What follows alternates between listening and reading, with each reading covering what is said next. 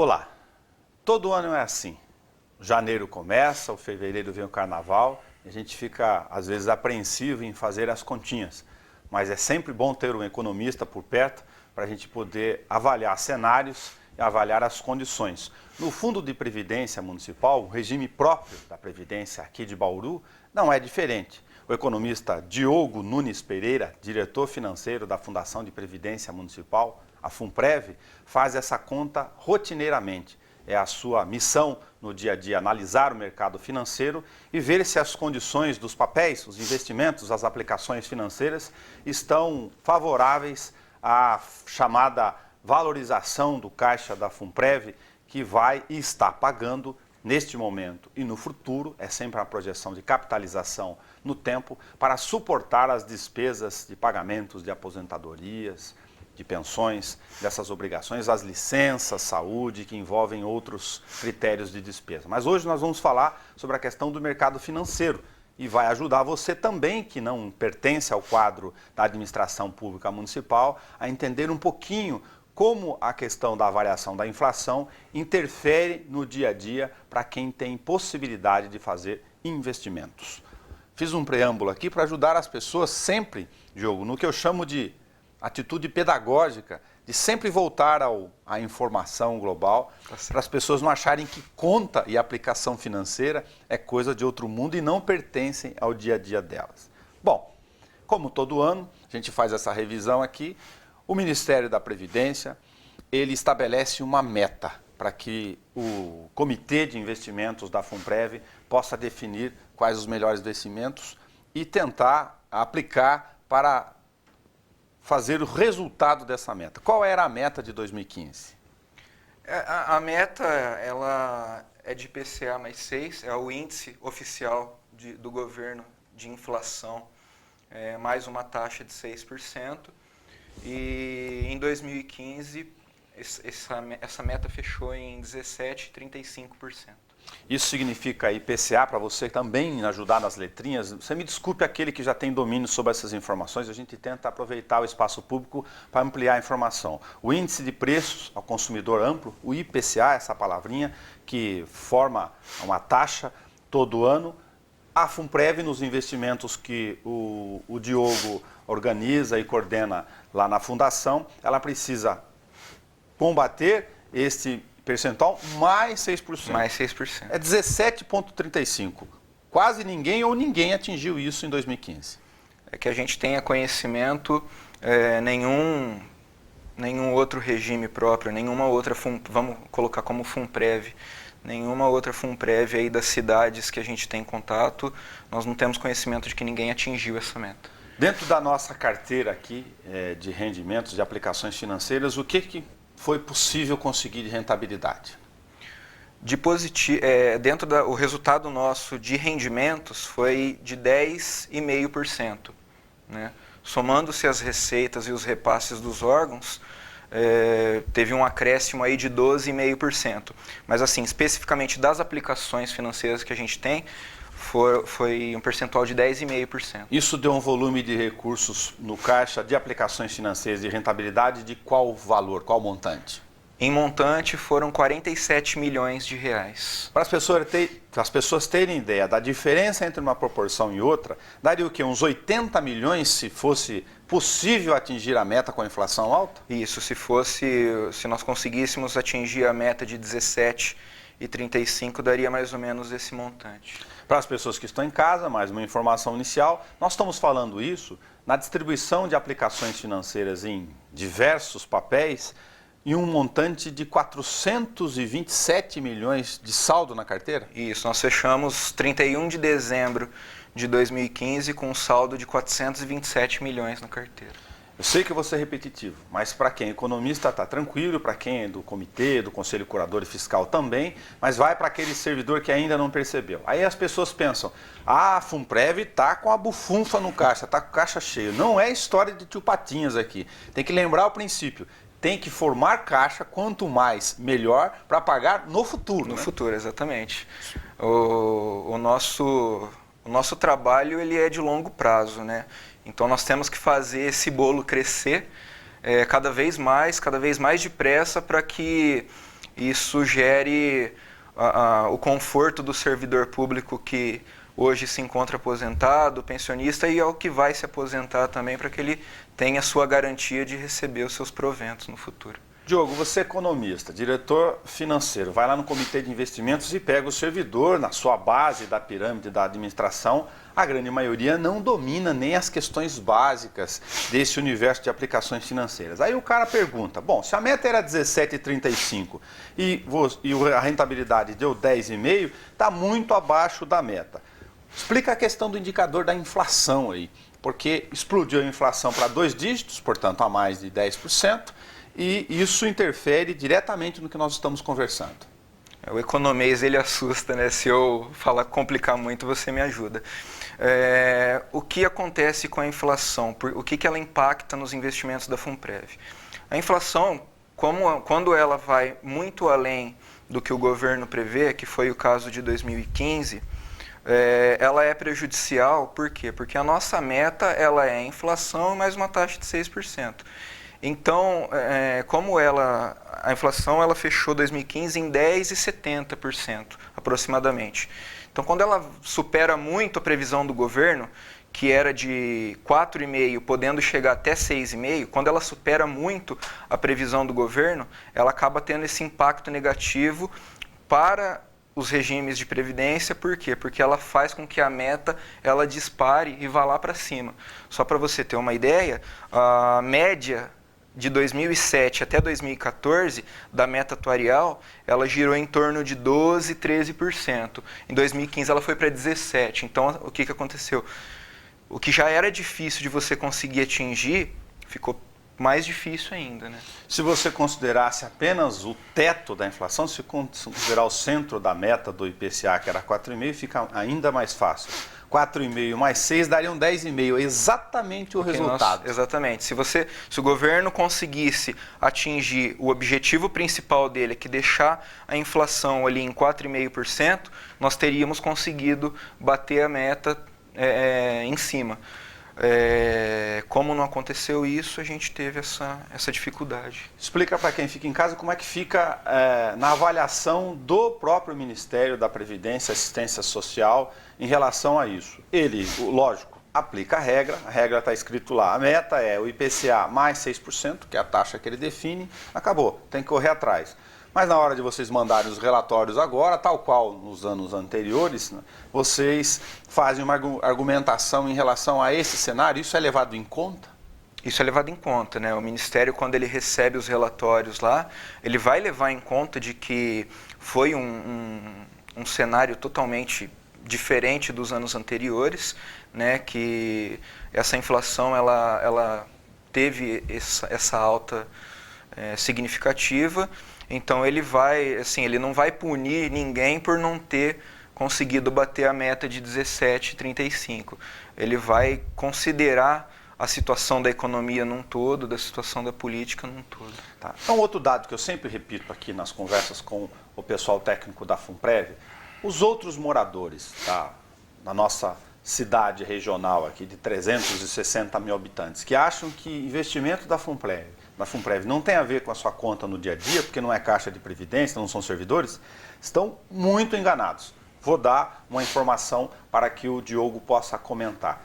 Se o resultado vai bem, as despesas dos pagamentos dos benefícios no dia a dia estão sob controle, as auditorias, as questões de licença médica, as perícias funcionam bem e o resultado da rentabilidade vai bem, pode dar no cálculo atuarial um valor de aporte menor. Exatamente. Isso significa o que para quem entender em casa? Exatamente.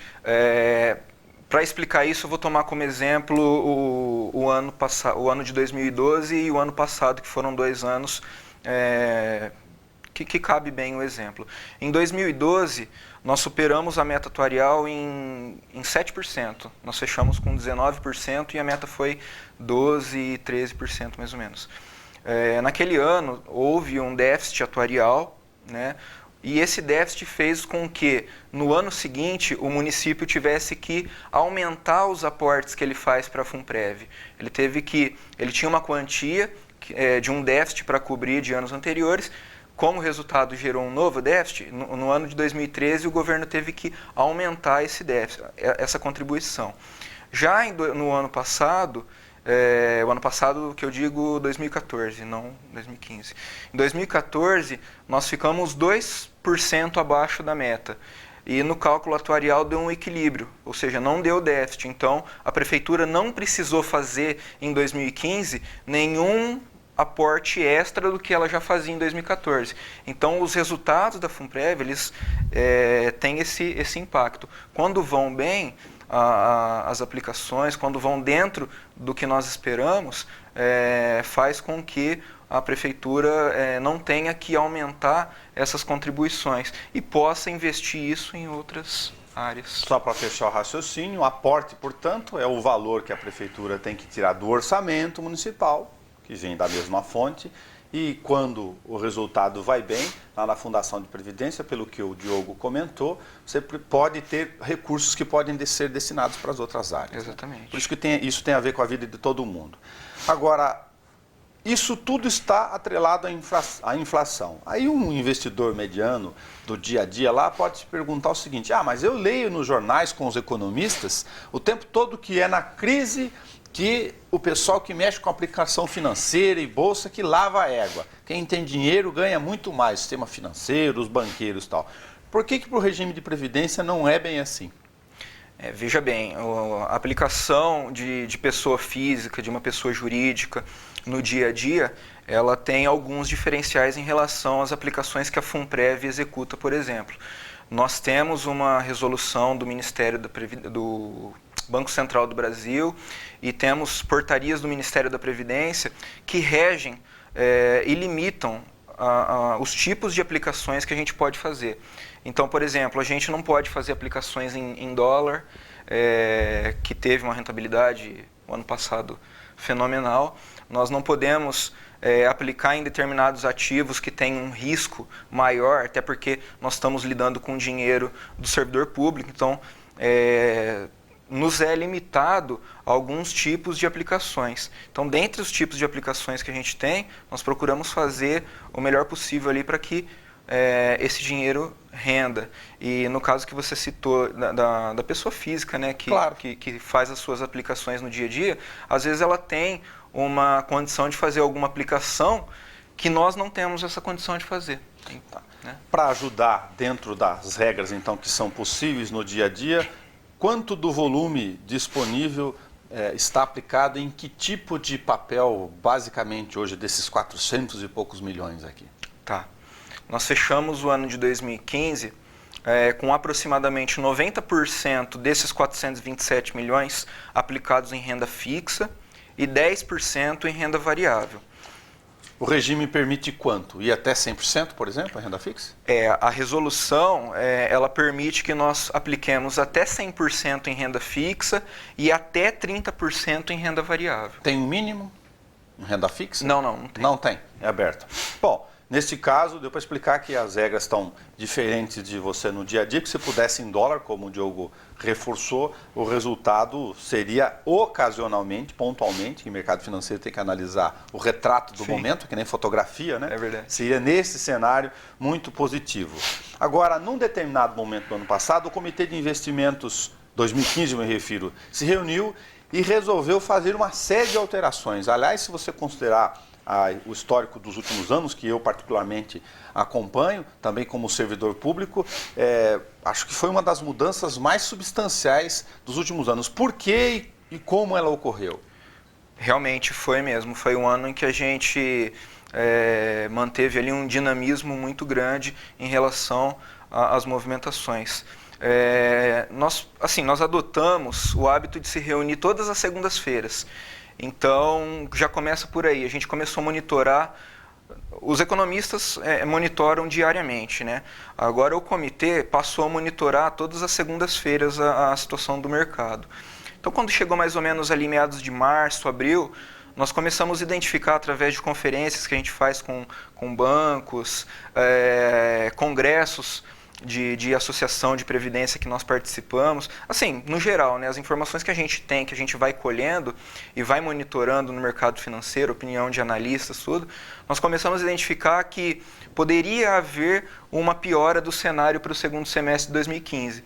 Então, antecedendo essa piora do cenário, o comitê ele já passou a fazer algumas mudanças. Que mudanças seriam essas? Nós tínhamos um percentual maior aplicado em títulos públicos de longo prazo.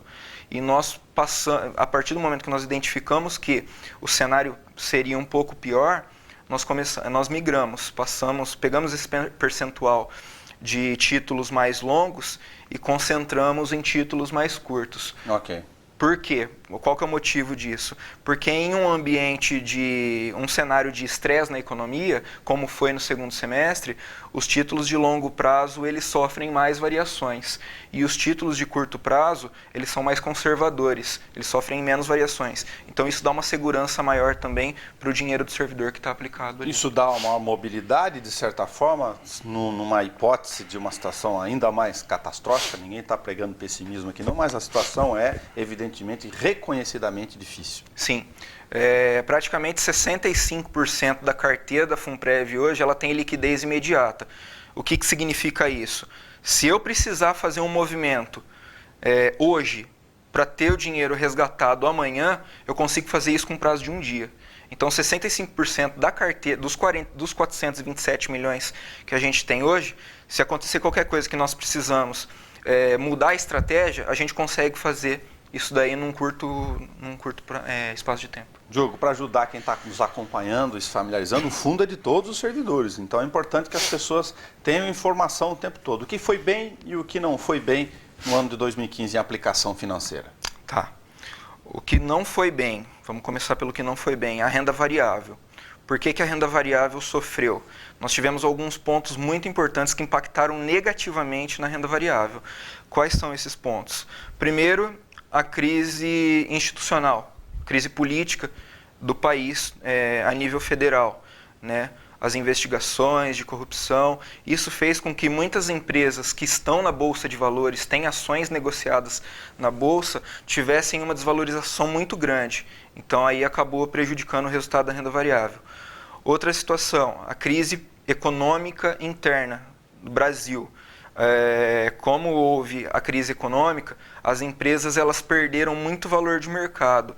Perdendo o valor de mercado, consequentemente as ações, o preço das ações caem também. Então fez também com que tivesse um impacto negativo.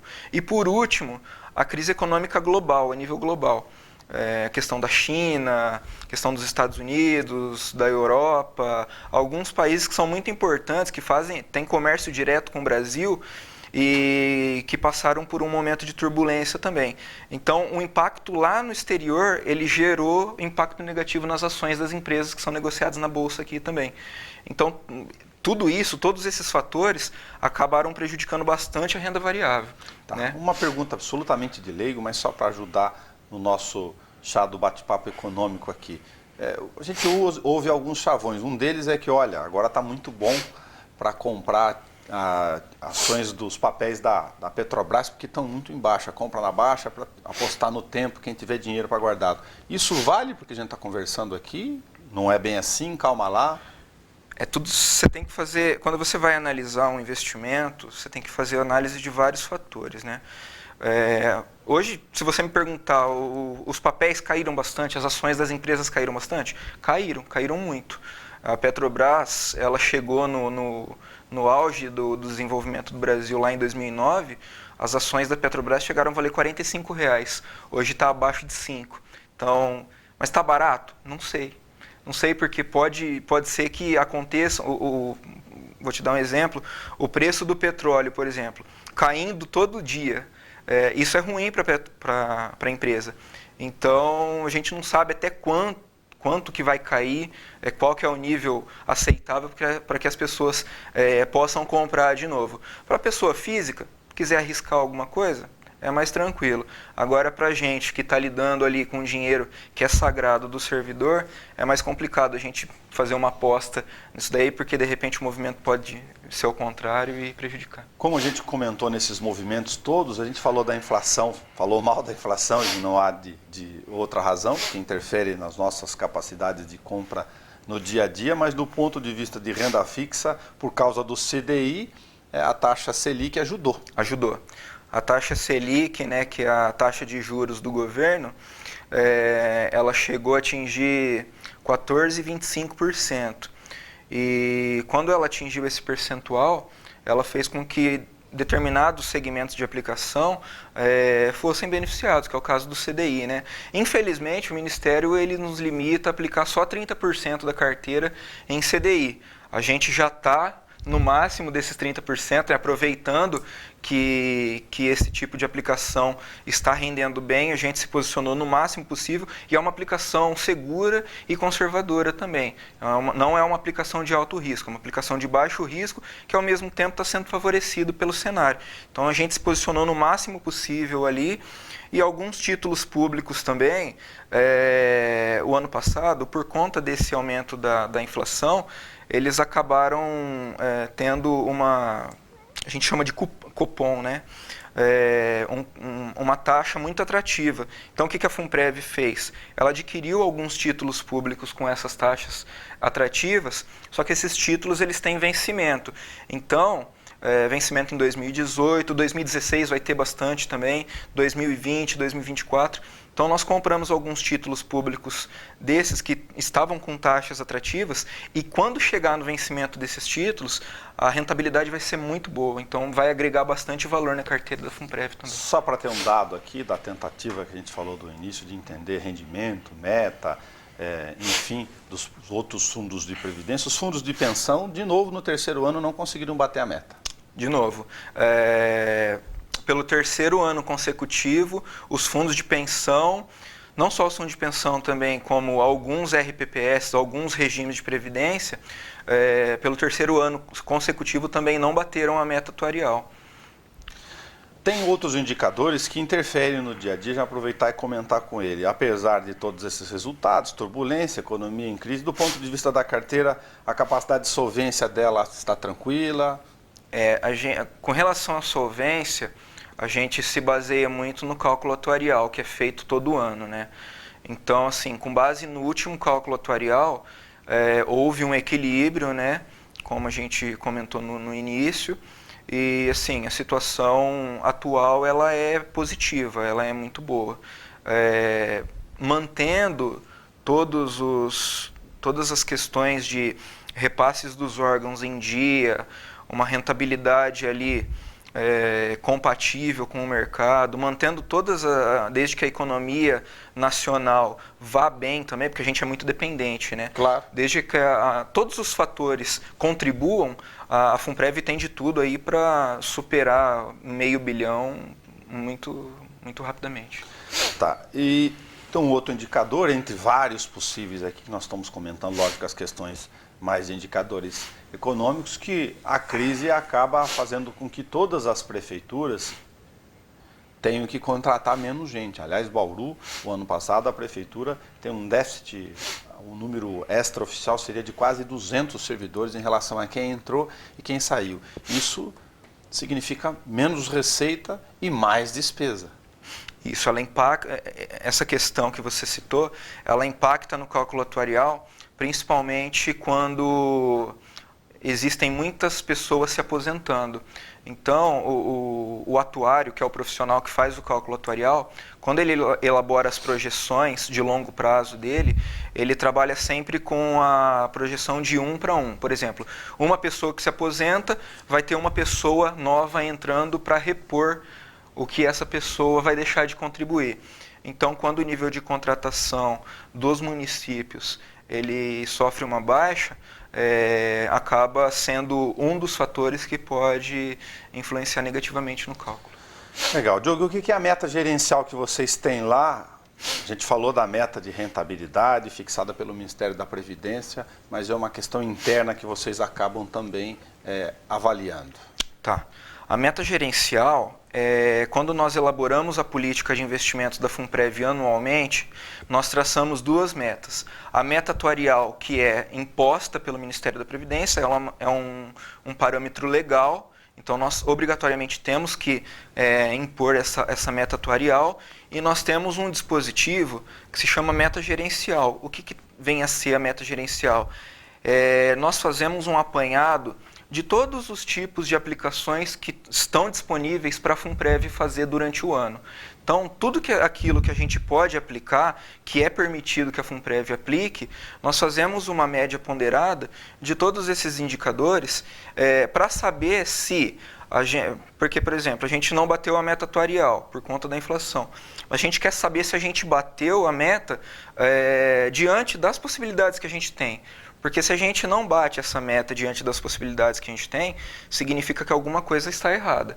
Então, no caso, o ano passado, fechou em 9,14 a meta gerencial. Significa que, dentre todas as opções que a FUNPREV tinha para aplicar, se fosse considerado a média, se a FUNPREV tivesse aplicado a mesma quantia, a mesma proporção em cada segmento de aplicação, ela teria uma valorização na carteira de 9,14. Felizmente, a gente superou essa meta. Nós conseguimos só com os rendimentos das aplicações 10,5. Fica uma espécie de um desafio interno baseado na realidade da nossa carteira. Exatamente, Nelson, exatamente. Mais ou menos isso o cenário. Isso. Diogo, muito obrigado. Aliás, um dado final aqui, eu perguntar para você, mas é uma curiosidade de quem gosta de economia, embora sem informação. A taxa de administração em período de crise dessas aplicações, elas mudam também? Os bancos acabam sendo um pouco mais generosos ou não? Eles mantêm mais ou menos o que eles cobram para administrar esses recursos? Para quem não conhece, se muda alguma coisa? Para eles administrarem o fundo? Não. A taxa de administração que eles cobram para administrar, ela vai variar mais assim. Se o gestor mudar o tipo de atuação dele no fundo. Por exemplo, é um fundo com características mais passivas, que o gestor não precisa ficar ali toda hora fazendo as mudanças. Se ele for mudar para uma estratégia mais ativa, que ele tenha que ficar ali, aí ele vai cobrar mais, porque ele vai ter um trabalho maior. Mas assim, nada que influencie por conta da crise. Entendi. Lógico que alguns tipos de papéis, aqui não estamos falando de escala de centenas de milhões de reais, né? Mais de 100 milhões, obviamente, para brincar com a escala da matemática aqui. Quanto mais capacidade você tem de investir, mais você consegue negociar com o banco, porque investir R$1.000 é diferente de investir 400 milhões. Né? Exatamente. Quanto maior é o volume que você tem aplicado, ou que você vai aplicar em um fundo, menor é a taxa de administração. Como exemplo, a gente cita alguns fundos que são oferecidos para pessoa física, que tem aí taxas bancos cobrando 4,5%, 3,5% de taxa de administração. A FUNPREV, em média, paga 0,20%, porque é um volume mais considerável. Ok. Diogo, muito obrigado por você ter vindo aqui. Aliás, o Diogo já é nosso freguês dessas relações do dia a dia. Inclusive, tem as audiências públicas quadrimestrais no plenário para apresentar as contas e mostrar como foi a carteira e como o mercado reagiu e a rentabilidade. Obrigado por ter colaborado. Imagina. Eu agradeço mais uma vez você pelo espaço. É uma oportunidade que a gente tem para colocar a realidade da FUNPREV, a realidade para o servidor, para a população em geral, mas especificamente para o servidor público municipal, de que o seu dinheiro está sendo cuidado ali com muito zelo, muito carinho, e que as aplicações estão sendo feitas dentro da legalidade. E vamos lá, vamos tentar conseguir chegar no R$500 bilhão aí o mais breve possível. Ok. 427 milhões de reais é o valor da carteira de fundo de investimentos, é o valor da carteira que nós estamos conversando aqui com o Diogo Nunes Pereira, diretor financeiro da FUNPREV, a Fundação de Previdência. Se você é servidor público, visite o site da FUNPREV, tem as atas das reuniões dos conselhos, participe, se informe sobre o fundo da aposentadoria ou do pagamento do benefício, seja ele pensão ou não, do futuro seu e da sua família. Nelson, pode visitar a gente lá também, que a gente está disponível lá. No prédio. O comitê lá na Rua Rio Branco, 1931, ali entre a Prefeitura e o TAUST. Estamos lá à disposição do servidor para esclarecer qualquer dúvida. Às segundas-feiras nós temos as reuniões do Comitê de Investimentos. Se você quiser conhecer, saber como nós lidamos com os recursos ali da Fundação, está aberto também para tudo. Ok. Muito obrigado. Se informe, a gente fazendo o nosso papel. E sempre que precisar, a a gente vem com novas informações sobre a carteira de previdência dos servidores públicos municipais aqui em Bauru.